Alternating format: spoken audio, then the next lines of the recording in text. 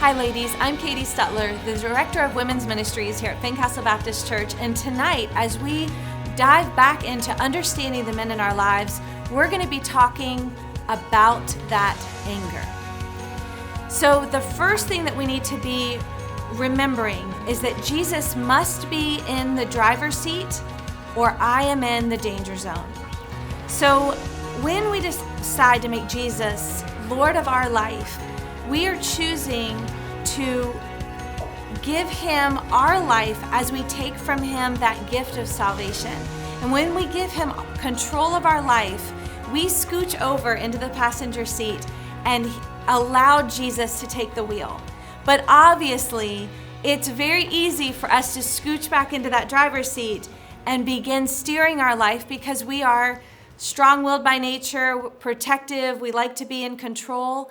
And we've got to remind ourselves that we need to get back over into that passenger seat and let Jesus take the wheel. So tonight, we're going to be looking at 3 new lies. The first lie is that it's okay to tease the men in our life, especially in front of their friends. Now, we don't mean when we're teasing to hurt the men in our lives. But the truth is, whenever we are belittling the men in our life or treating them, just even saying something underneath what we're saying that makes it sound like they're an idiot, these are the statements that crush a man to his core. And so it is never healthy to belittle a man, especially in front of his friends. So the second lie that we're going to talk about is that he needs to be sensitive to my feelings. Human feelings cannot be trusted, his feelings or my feelings. And if we let them lead our actions or the conversation, we may crash. And the third lie we're going to talk about tonight is that nagging is an effective way to motivate. So nagging implies distrust and impatience, and it undermines the foundation of our relationship. Proverbs 14:1 says that the wise woman builds her house and the foolish woman destroys it with her own hands.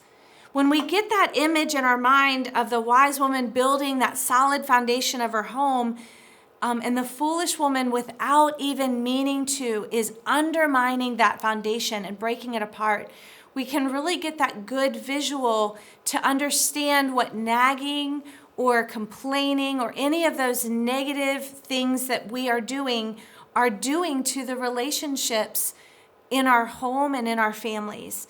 So we want to become women who are building on a strong, firm foundation and not accidentally, inadvertently hurting that foundation. Think of it as one of those Jenga games with the tower of the blocks, and how every time you pull out one of those blocks, that Jenga tower may crash. So when I was first married, I was constantly reminding Todd of the tasks that he needed to do in order to, get all those things done for the house.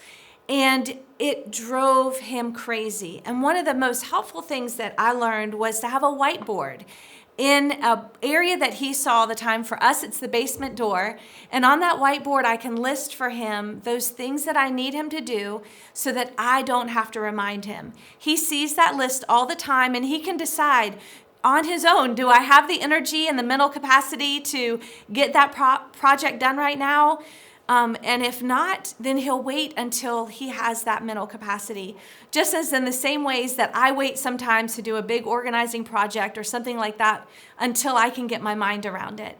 And so understanding that men process differently and learning how to help them without nagging or undermining them is so important for the strength of the trust that we have together. So I'd like to share with you Proverbs chapter 6. This is verses 16 through 19. There are 6 things the Lord hates. No, 7 things he detests.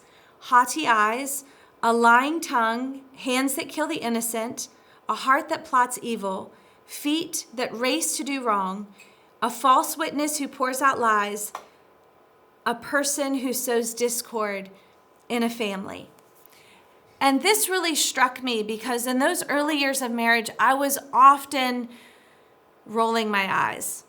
And when I was irritated, and that eye rolling, that signal that it's almost like a pride thing, that I know what I'm doing and you don't. That is what the word haughty means. And it's not a word that we use in our everyday language. But when I realized that eye rolling and that deep sighing is something the Lord hates, I realized I needed to take that out of my relationship, my communication with the men in my life. And then also, the Lord hates a person who sows discord in a family. And so as we're talking about anger, we're going to talk about the crazy cycle and this cycle that we often get on that just stirs up anger and causes so much fights within us. So tonight we're going to go into that more. And if you have any questions, please feel free to reach out to me and give me a call at the church.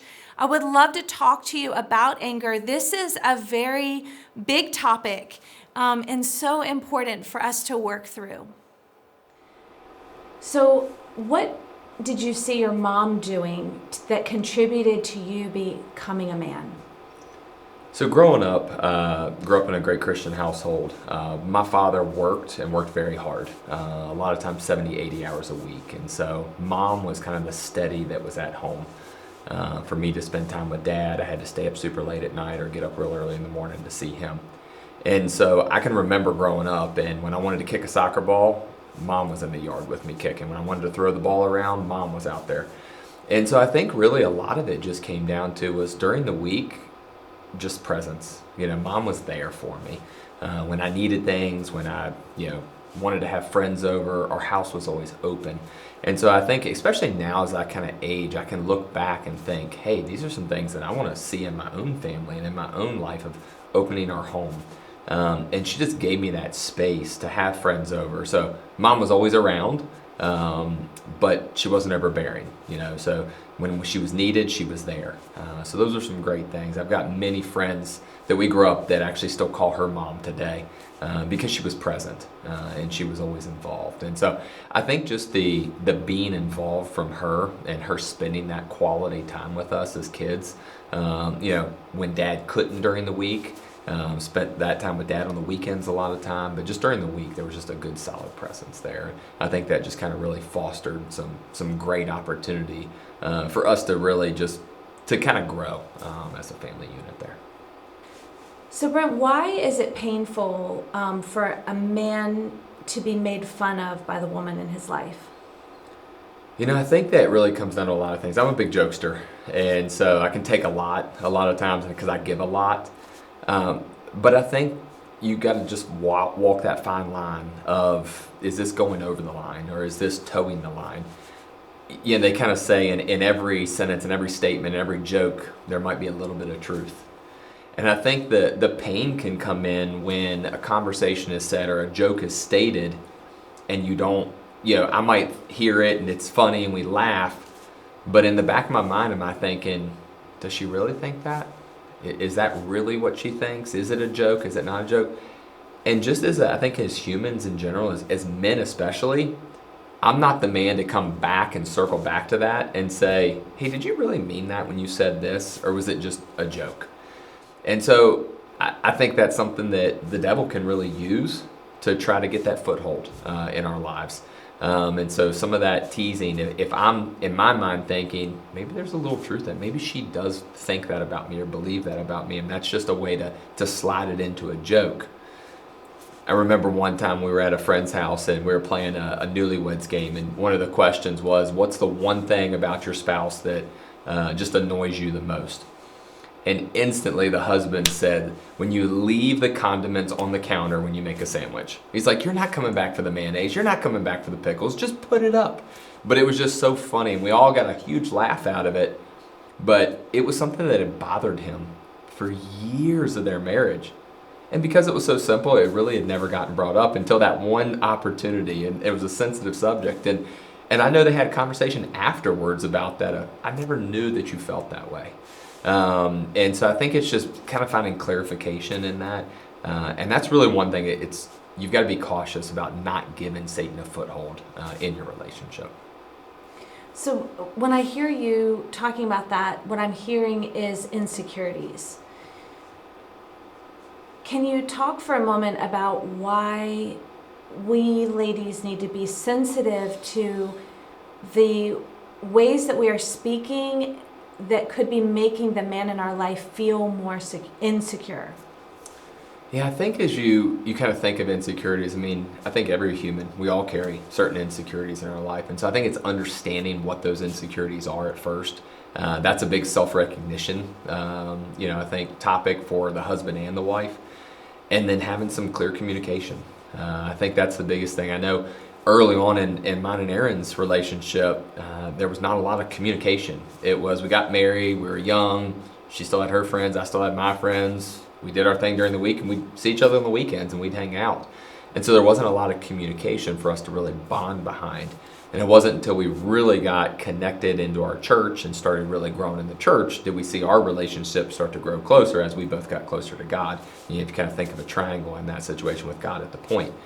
And so I think it's just understanding that. But a lot of those, it's conversations. And if you're not having those tough, awkward conversations, I think you're going to miss a lot of stuff. And so those insecurities is, again, where Satan can find those footholds. So how does Erin show you affirmation and encouragement? So I got to say, I'm a words of affirmation guy. And so this is a big plug for finding your love language. I think that's one of the things that every couple, every human just needs to know is, what is your love language? And I don't need to know my love language. I need my spouse. I need the woman in my life to know my love language so that she can speak truth into that. And so I think that's a big thing, is as she understands that love language, she can speak to me in that way. I'm not a gifts guy. Those things don't really, it's nice, but doesn't really do anything for me. You can say something kind about me or something that you see that I'm doing well, and that's going to fill my love tank, for a long time. And so as Erin and I have went through that and understood that about each other, then we can communicate. Because it's hard sometimes if words of affirmation is my love language, which it is, that's how I want to give a lot of times love as well. But if that's not Erin's love language, I need to work on that, and vice versa from the spouse. So I think just understanding your spouse from that standpoint, and she does a fantastic job of understanding that and just encouraging me throughout the day. I think men in general, we carry stress differently. We talk about this. Erin and I have recently been talking about this. We got a new bed, sleep number bed, and it tells you kind of your stress level of how you're sleeping. And I'm like, why is my score so low on stress level? I was like, I don't feel stressed at all. But it's just how we carry it, I think, as men. And so just having that understanding from the spouse to understand, as a man, we've got a lot of things on our plate. And that doesn't take anything away from the women in our lives, because they're carrying a lot of things as well. A lot of times they're just different, and they're carrying different. I'll have a lot of things with owning a business, and then still having the kids in school and other things. I've got a lot of things that are running through my mind constantly. And I've got to figure out, okay, this has to go here. I'm moving the chess pieces around. Well, I don't bring those chess pieces home. I try to keep work at work, and I try to keep home at home. And so if I'm not moving those chess pieces, she has to understand that. There's still chess pieces that are being moved, but giving me kind of that space to be able to move them, and just understanding me in that way. How does Erin help you pursue godliness? So I've got to say, throughout our relationship, throughout my entire life, my pursuit of God has had ebbs and flows. It's got mountaintops, and it's got peaks and valleys there.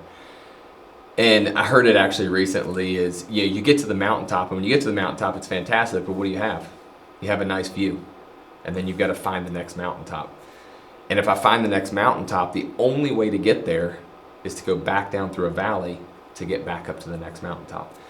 And so one of the things in our relationship, and one of the things that I've seen is, I've seen consistency from her, which is fantastic to see. And she encourages me through that. When I'm in those valleys, a lot of times she's climbing that mountain. And so when I can see her in the Word, when I can see her Bible laid out, her study books laid out, it's an encouragement to me.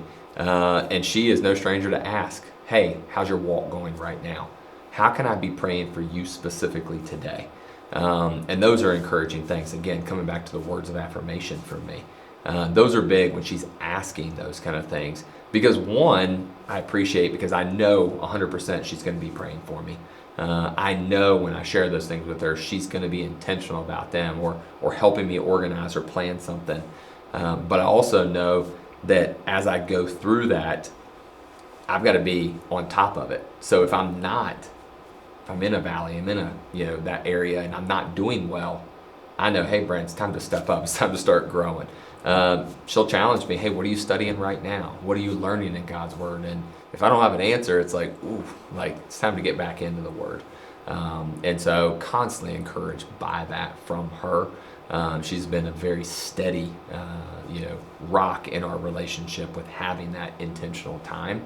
And that's been a huge encouragement as I see her doing it, and then her intentionality of asking me where I stand each week.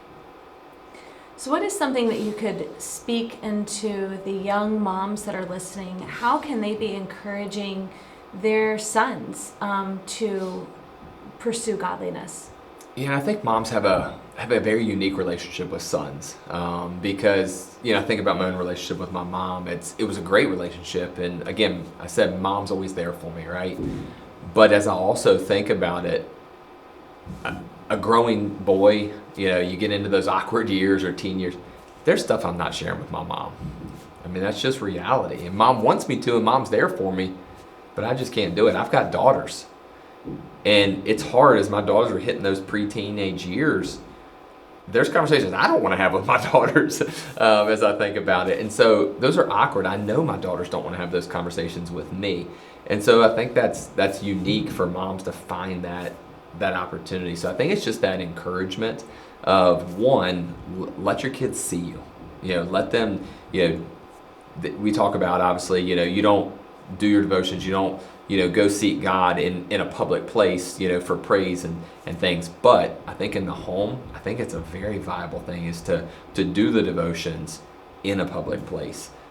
Growing up, I didn't see a lot of that from my parents. Now, we were always in church and we were always doing things. And I knew they did it because the Bible sat next to the bed and it was open to different pages and the daily breads were around the home. But I could see that activity from the book, but I didn't see them physically spending the time in it. So I think from a perspective, that's one thing as a mom is let your kids see you doing it. Find that time of encouragement. Find a time that works for your family to get into the Word, whether it's just a devotion of the day or whether it's a reading passage or, what are you going to do? Is it before bed? Is it in the mornings at breakfast? Is it over the dinner table? When is that time that you can find consistency there to have that special time, but also as a mom, have your own time and let your kids see it. I think that's important. Why is it important for the woman in your life to be praying for you? I think it's important for wives. I think it's important, praying for, their fathers, their husbands, their children, their co-workers. I mean, what powerful impact that has when you're intentional. I've got some amazing women that work with me who I know are praying for the business, praying with the business, in the business. And we've seen our business grow because of it. And I know, hands down, it's because we put the right people in place. And those are people of God that are seeking after Him. And so I think it's an extremely important thing. So, Brent, what suggestions can you give to us ladies about how we can be showing respect for a man who's not his best version of himself at the moment? So I got to think, maybe through our own life and through my own, it comes back to, I know probably my short times are, where I carry a lot of things on my shoulders and I carry that differently. I'm a boiling pot, when that pot kind of hits the top or that kettle kind of goes, the whistle goes off. And I know there's times in my own relationship that I'm not happy with my kids, with my wife, that I snap, and I know in those moments it's hard because from my wife's perspective, she's like, where did that come from? I just asked you if you wanted, tea with your dinner, and, but I wanted water or whatever it was. And so I think a lot of that is, again, it goes back to open communication. That's a big thing, is being able to talk and communicate about what's happening. I need to be willing to allow her into my life and let her know when those things are hitting, those stresses are hitting me. I need to be able to share that with her so she kind of understands that.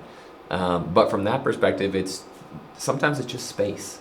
Sometimes I know that is, I've come home and I've had a hard day, or, things have been crazy at the office, and, the kids, I walk in the door and she needs help, right? And so she's seeking help from me because I just walked in, and I know she needs help because she's had a hard day, but I've also had a hard day outside. So sometimes she might think, oh, he's finally here, he can now help.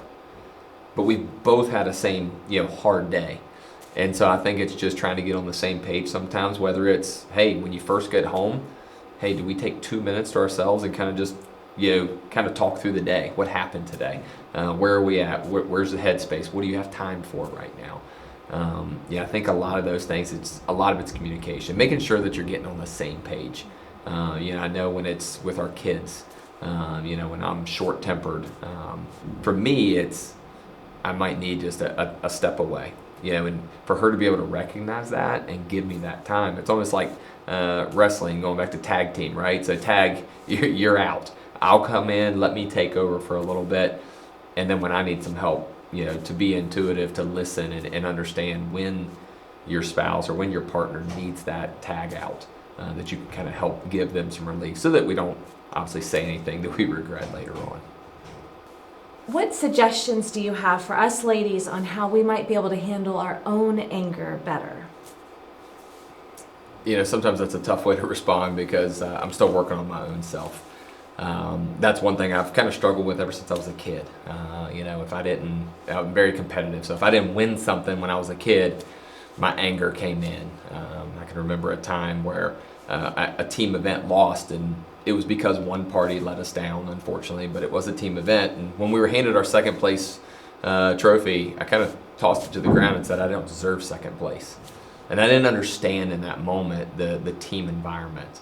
And I really had a lot of work to do on myself in that. Well, when I get married, when I come into a relationship, it's a team environment. And so no matter if it's my fault in that, if it's my spouse's fault, or as a family unit, if it's something for my kids, we're a team, and I need to be able to step up and help them with that. So sometimes it's hard for me to help you manage that anger when it's something I still struggle with myself and something I'm constantly battling. But again, I think it's that just openness, it's that clarity, it's the opportunity to really sit down and communicate. You've got to be able to get on the same page with each other and let each other know, hey, this is what I'm dealing with. Because if there's anger, if there's an outburst, there's something under the surface that needs to be discussed. It's never, I've been in sales my whole life, and when people tell you no, or when people kind of have an objection, the objection is usually not the objection. It's usually 2 or 3 layers deep. And it's the same thing with anger. Whatever I'm angry at in the moment, that's not the issue. I'm dealing with something else that I need to deal with myself. And so just being able to kind of self-evaluate in those situations, and then to communicate that with your spouse and to kind of have an opportunity to be able to discuss those things. So as we wrap up this video session together on understanding the men in our lives, talking about that anger, we are going to be now unpacking the crazy cycle and looking at the traits that God wants to cultivate in our hearts instead of anger. And so we're going to do a deep dive into the Word of God and talk more about how Jesus can be in the control seat even when our emotions are flaring.